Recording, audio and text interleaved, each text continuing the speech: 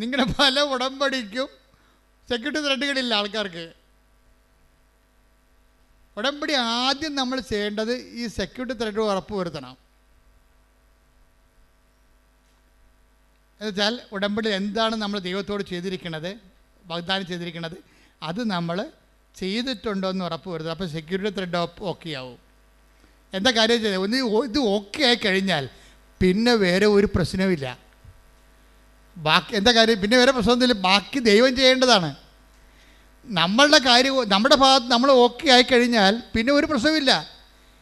ഈ 500 രൂപ നോട്ട് ലോകത്ത് എവിടെ കൊടുത്താലും വാല്യൂ ഉള്ളതാണ്. കാര്യം എന്താണ്? അത് കള്ളനോട്ടല്ല. കവനൻ്റ് അങ്ങനെയാണ്. കവനൻ്റിൻ്റെ സെക്യൂരിറ്റി ത്രെഡുകളെല്ലാം നിങ്ങളുടെ ഇവാഞ്ചലൈസേഷൻ, നിങ്ങൾ ജനങ്ങളെ വിശ്വാസം അറിയിക്കുക, ആതുര സേവനം ചെയ്യുക, വിശുദ്ധിയോട് ജീവിക്കുക, ബൈബിൾ വായിക്കുക, പ്രാർത്ഥനാ ജീവിതം കറക്റ്റ് ചെയ്യുക, കുടുംബത്തിൽ മാന്യമര്യാദയായിട്ട് ജീവിക്കുക, സ്നേഹത്തോടെ ജീവിക്കുക, അവതാരത്തോടെ ജീവിക്കുക, കാരുണ്യത്തോടെ ജീവിക്കുക.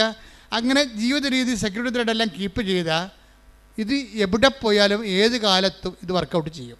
ഇത് കവനൻ്റിൻ്റെ റിസൾട്ട് വരുമ്പോൾ നമ്മൾക്ക് ആരാണ് ക്രിസ്ത്യൻ, ആരാണ് നോൺ ക്രിസ്ത്യൻസ് എന്ന് എവിടെയും കിട്ടത്തില്ല. കാര്യം എന്താണ്?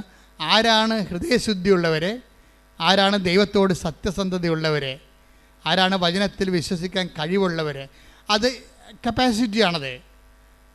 അതൊരു കപ്പാസിറ്റിയാണ്. നിങ്ങൾ വിജയിക്കേണ്ടത് കവനൻ്റ് കപ്പാസിറ്റി ഒരേ സമയം ഒരേ രീതിയിൽ പോണതാണ്.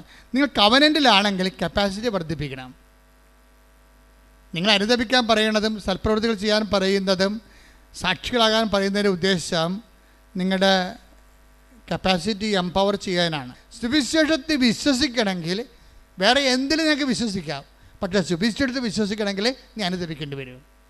ലോകത്തുള്ള എന്ത് പുസ്തകമാണെങ്കിലും നിങ്ങൾക്ക് വിശ്വസിക്കാം. പക്ഷേ കർത്താവിൻ്റെ വചനത്തിൽ വിശ്വസിക്കണമെങ്കിൽ യു മസ്റ്റ് റിപ്പന്റ്. പ്രാർത്ഥിക്കുക, കർത്താവേ അനുദപിച്ചുകൊണ്ട് അങ്ങയുടെ വചനത്തിലെ വിശ്വസിച്ചുകൊണ്ട് അനുസരിച്ച് ജീവിക്കാൻ എന്നെ അഭിഷേകം ചെയ്യട്ടെ.